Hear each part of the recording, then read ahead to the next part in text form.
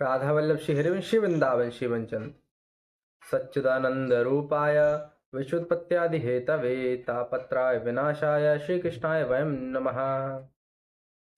मार्कंड पुराण का दूसरा अध्याय सुकृष मुनि के पुत्रों की पक्षी की योनि में जन्म लेने का कारण।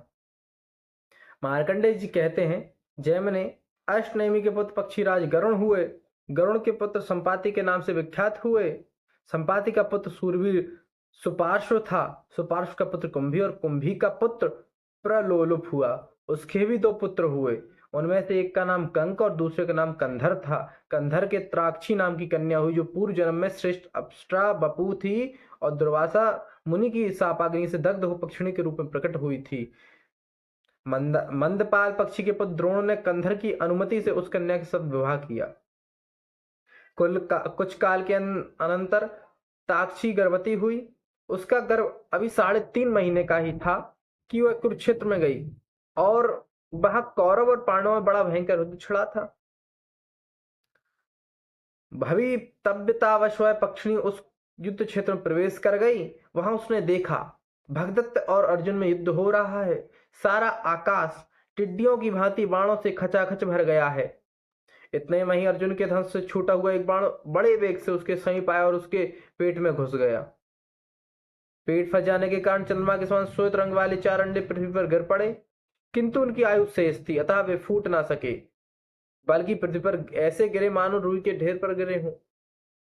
उन अंडों के गिरते ही भगदत्त के सुप्रतीक नामक गजराज की पीठ से एक बहुत बड़ा घंटा भी टूटकर गिरा, जिसका बंधन बाणों के आघात से कट गया था। यद्यपि वह अंडों के साथ ही गिरा, तथापि उन्हें चारों ओर से ढकता हुआ गिरा और धरती में थोड़ा थोड़ा धंस भी गया। युद्ध समाप्त होने पर जहां घंटे के नीचे अंडे पड़े थे, उस स्थान पर समीक नाम के एक सन्यासी संयमी महात्मा गए। उन्होंने वहां चिड़िया के बच्चों की आवाज सुनी। यद्यपि उन सबको परम विज्ञान प्राप्त था, तथापि निरे बच्चे होने के कारण अभी वे स्पष्ट वाक्य नहीं बोल सकते थे। उन बच्चों की आवाज से शिष्यों सहित महर्षि समीक को बड़ा विस्मय हुआ और उन्होंने घंटे को उखाड़कर उसके भीतर पड़े हुए उन माता पिता और पंखे से रहित पक्षी शावक को देखा। उन्हें इस प्रकार भूमि पर पड़ा देख महामुनि समीक आश्चर्य में डूब गए और अपने साथ आए हुए द्विजों से बोले, जो कि उनके शिष्य थे। देवासुर संग्राम में जब दैत्यों की सेना देवताओं से पीड़ित होकर भागने लगी, तब उसकी ओर देखकर स्वयं विप्रवर शुक्राचार्य ने यह ठीक ही कहा था। क्या कहा था? ओ कायरों, क्यों पीठ दिखाकर जा रहे हो? ना जाओ, लौट आओ। अरे सौर और सुयस का परित्याग करके ऐसे किस स्थान में जाओगे जहां तुम्हारी मृत्यु ना होगी? क्योंकि मृत्यु अटल सत्य है और मृत्यु आज नहीं तो कल।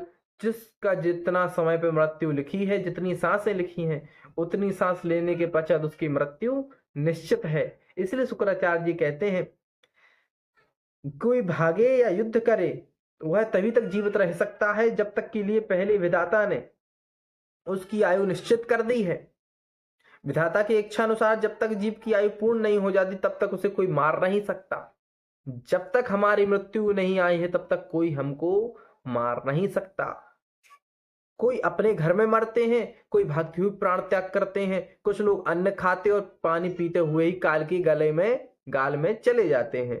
इसी प्रकार कुछ लोग ऐसे होते हैं जो भोग विलास का आनंद ले रहे हैं, इच्छा अनुसार वाहनों पर विचरते हैं, शरीर से निरोग हैं तथा अस्त्र शस्त्रों से जिनका शरीर कभी घायल नहीं हुआ, वे भी यमराज के बस में हो जाते हैं। कुछ लोग निरंतर तपस्या में लगे रहते हैं, किंतु उन्हें भी यमराज के दूत उठा ले गए। निरंतर योगाभ्यास में प्रवृत्त रहने वाले लोग भी शरीर से अमर ना हो सके, पहले की बात है।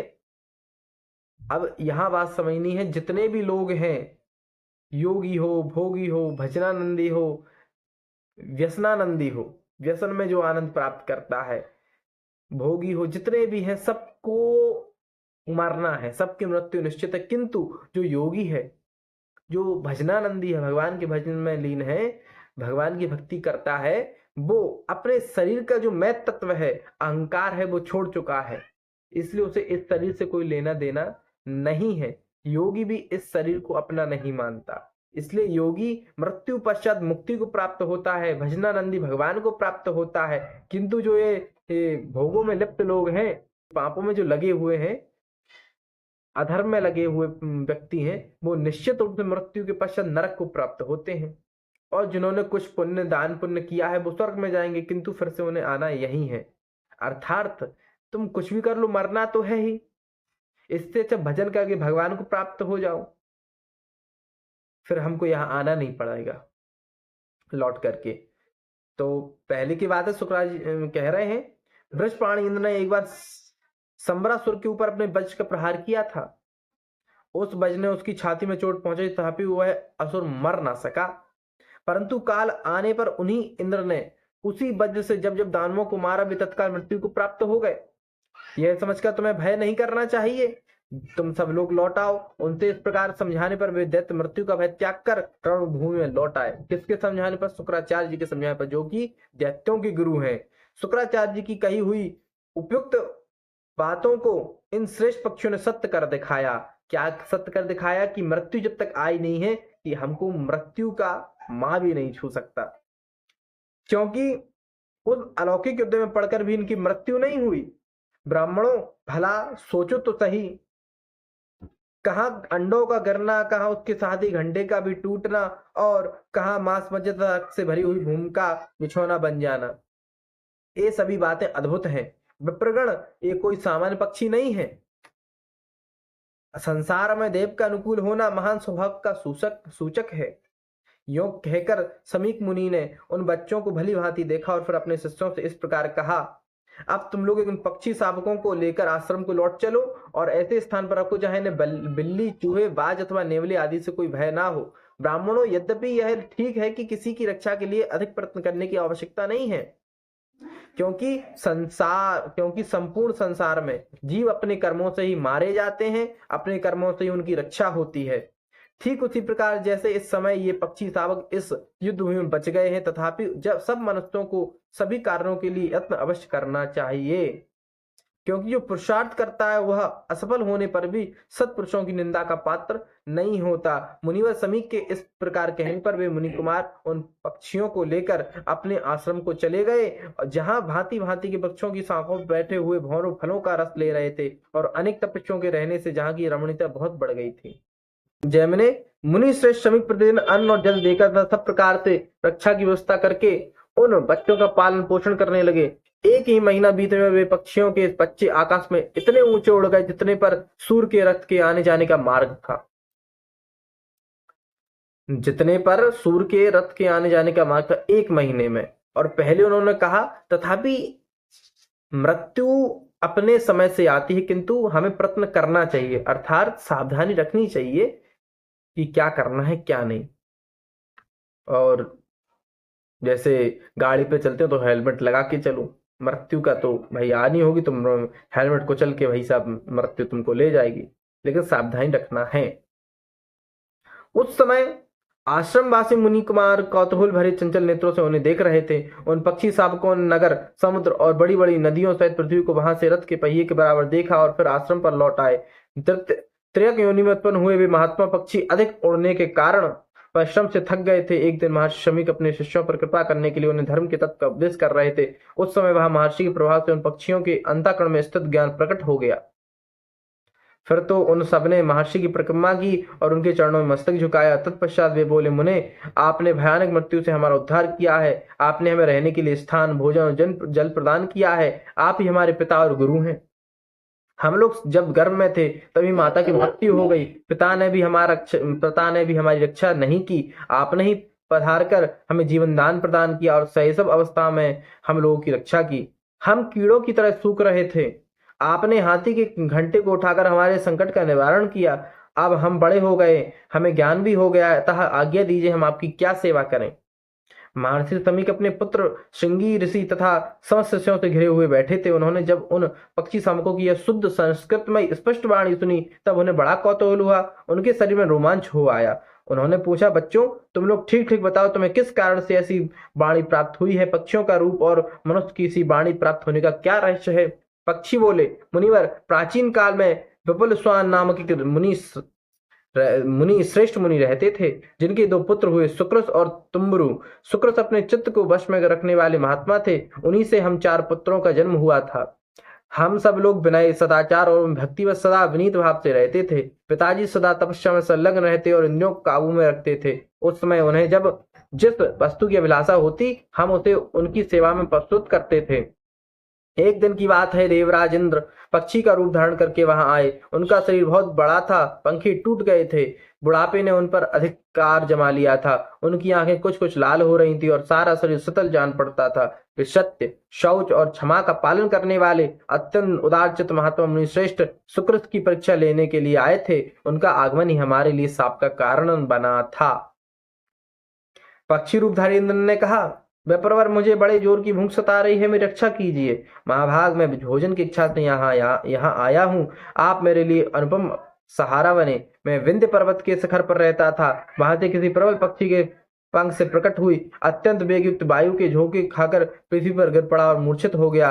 1 सप्ताह तक मुझे होश नहीं हुआ। 8वें दिन मेरी चेतना लौटी। क्षितिज होकर मैं भूख से व्याकुल हो गया और भोजन की इच्छा से आपकी शरण में आया हूँ। इस समय मुझे तनिक भी चैन नहीं है, मेरे मन की बड़ी व्यथा हो रही है।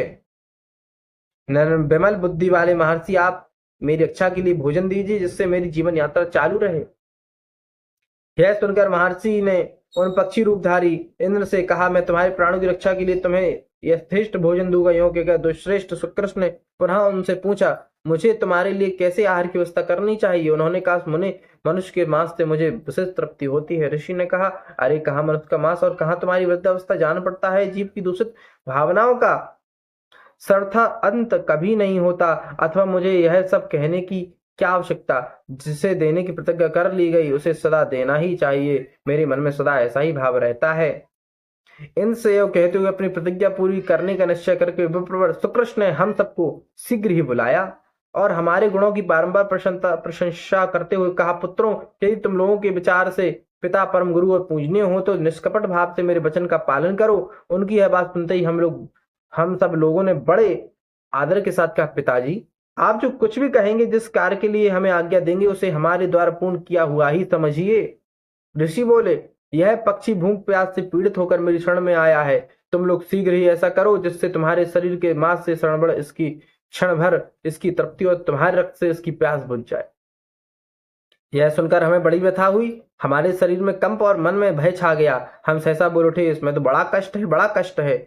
यह काम हमसे नहीं हो सकता। कोई भी समझदार मनुष्य दूसरे के शरीर के लिए अपने शरीर का नाश अथवा वध कैसे करा सकता है। अतः हम लोग यह काम नहीं करेंगे। हमारी ऐसी बातें सुनकर वे मुनि क्रोध से जल उठे और अपनी लाल लाल आंखों से हमें दग्ध करते हुए से पुनः इस प्रकार बोले, अरे, मुझसे इसके लिए प्रतिज्ञा करके भी तुम लोग एक कार्य नहीं करना चाहते। अतः मेरे साप से दग्ध होकर तुम लोग पक्षियों की योनियों में जन्म लोगे। हमसे यो कहकर उन्होंने शास्त्र के अनुसार अपनी अंत्येष्टि क्रिया की और दैहिक संस्कार की विधि पूर्ण की। इसके बाद वे उस पक्षी से बोले, खगश्रेष्ठ, अब तुम निश्चिंत होकर मुझे भक्षण करो। मैंने अपना शरीर तुम्हें आहार के रूप में समर्पित कर दिया है। पक्षीराज, जब तक अपना सत्य पूर्ण रूप से पालन होता रहे, यही ब्राह्मण का ब्रणत्व कहलाता है। ब्राह्मण दक्षिणायुक्त यज्ञों अथवा अन्य कर्मों के अनुष्ठान से भी वह महान पुण्य नहीं प्राप्त कर सकता जो उन्हें सत्य की रक्षा करने से प्राप्त होता है। महर्षि का यह वचन सुनकर पक्षी रूपधारी इंद्र के मन में बड़ा विस्मय हुआ। वे अपने देव रूप में प्रकट होकर बोले, विप्रवर, मैंने आपकी परीक्षा के लिए अपराध किया है। शुद्ध बुद्धि वाले महर्षि, आप इसके लिए मुझे क्षमा करें। बताइए, आपकी क्या इच्छा है जिसे मैं पूर्ण करूं। अपने सत्य वचन का पालन करने से आपके प्रति मेरा बड़ा प्रेम हो गया है। आज से आपके हृदय में इंद्र संबंधी ज्ञान प्रकट होगा। अब आपकी तपस्या और धर्म में कोई विघ्न नहीं उपस्थित होगा। यूं कहकर जब इंद्र चले गए, तब हम लोगों ने क्रोध में भरे हुए महामुनि पिताजी के चरणों में मस्तक रखकर प्रणाम किया और इस प्रकार कहा, तात, हम मृत्यु से डर रहे थे। महामते, आप हम दीनों के अपराधों को क्षमा करें। हम लोगों को जीवन बहुत ही प्रिय है। चमड़े, हड्डी और मांस के समूह तथा पीव और रक्त से भरे हुए शरीर में जहां हमें तनिक भी आसक्ति नहीं रखनी चाहिए, वही हमारी इतनी आसक्ति है। महाभाग, काम, क्रोध आदि दोषों से जीव के प्रबल शत्रु हैं। इनसे विवश होकर यह लोग जिस प्रकार मोह के वशीभूत हो जाता है, उसे आप सुने। यह शरीर एक बहुत बड़ा नगर है। प्रज्ञा ही इसकी 4 दीवारी है। हड्डियां ही इसमें खंबे का काम देती हैं। चमड़ा ही इस नगर की दीवार है जो समूचे नगर को रोके हुए है। मांस और रक्त के पकड़ का इस पर लेप चढ़ा हुआ है। मांस और रक्त के पंख का इस पर लेप चढ़ा हुआ है। इस नगर में 9 दरवाजे हैं। इसकी रक्षा में बहुत बड़ा प्रयास करना होता है। नस नाड़ियां इसे सब ओर से घेरे हुए हैं। चेतन पुरुष ही इस नगर के भीतर राजा के रूप में विराजमान है। इसके दो मंत्री हैं, बुद्धि और मन। वे दोनों परस्पर विरोधी हैं और आपस में वैर निकालने के लिए दोनों ही यत्न करते रहते हैं। चार ऐसे शत्रु हैं जो उस राजा का नाश चाहते हैं। उनके नाम है काम, क्रोध, लोभ और मोह। जब राजा उन नवों दरवाजों को बंद किए रहता है तब उसकी शक्ति सुरक्षित रहती है और वह सदा निर्भय बना रहता है। वह सबके प्रति अनुराग रखता है और अतः शत्रु उसका पराभव नहीं कर पाते। परंतु जब वह नगर के 10 दरवाजों जब परंतु जब वह नगर के सब दरवाजों को खुला छोड़ देता है, उस समय राग नामक शत्रु नेत्र आदि द्वारों पर आक्रमण करता है। वह सर्वत्र व्याप्त रहने वाला बहुत विशाल और 5 दरवाजों से नगर में प्रवेश करने वाला है। उसके पीछे पीछे 3 और भयंकर शत्रु इस नगर में घुस जाते हैं। 5 इंद्रिय नामक द्वारों से शरीर के भीतर प्रवेश करके राग, मन तथा अन्य इंद्रियों के साथ संबंध जोड़ लेता है। इस प्रकार इंद्रिय और मन को बस में करके वह दुर्धर्ष हो जाता है और समस्त दरवाजों को काबू में करके 4 दीवारों को नष्ट कर देता है। मन को राग के अधीन हुआ देख बुद्धि तत्काल नष्ट हो जाती है। जब मंत्री साथ नहीं रहते तब अन्य प्रवासी भी उसे छोड़ देते हैं। फिर शत्रुओं को इतनी लंबी वीडियो को देखे होगी। फिर शत्रुओं को छिद्रा का ज्ञान हो जाने से राजा उनके द्वारा नाश को प्राप्त होता है। इस प्रकार राग, मोह, लोभ तथा क्रोध ये दुरात्मा शत्रु मनुष्य की स्मरण शक्ति का नाश करने वाले हैं।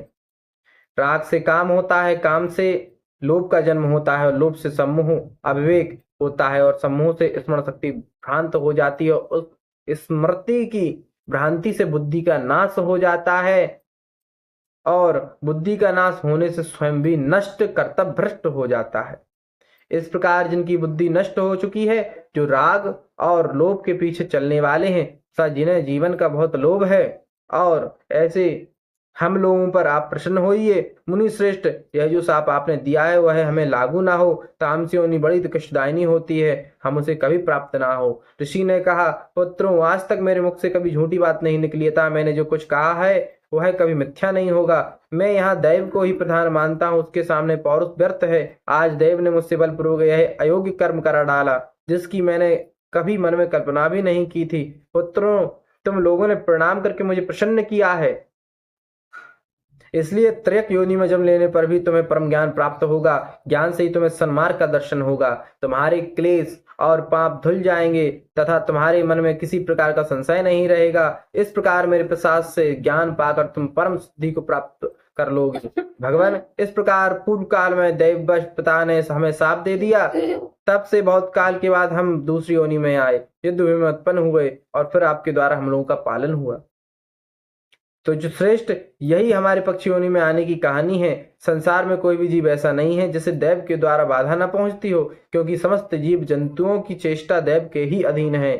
मार्कंडेय जी कहते हैं, उनकी बात सुनकर महाभाग समीक मुनि ने अपने पास बैठे हुए द्विजों से कहा, मैंने तुम लोगों को पहले ही बताया था कि ये साधारण पक्षी नहीं है। कोई श्रेष्ठ द्विज हैं जो कि अलौकिक युद्ध में जन्म लेकर भी मृत्यु को प्राप्त नहीं हुए। तदनंतर महात्मा समीक ने अत्यंत प्रसन्न होकर उन्हें जाने की आज्ञा दी। फिर वे वृक्षों और लताओं से शोभित पर्वतों में श्रेष्ठ विंध्यगिरि पर चले गए। तब से आज तक वे धर्मात्मा पक्षी तपस्या और स्वाध्याय में संलग्न हो समाधि के लिए दृढ़ निश्चय करके उस पर्वत पर ही निवास करते हैं। ये द्वितीय अध्याय संपन्न हुआ। अगला अध्याय हम आगे वाले पार्ट में पढ़ेंगे। तब तक के लिए राधे श्याम, जय श्री राम।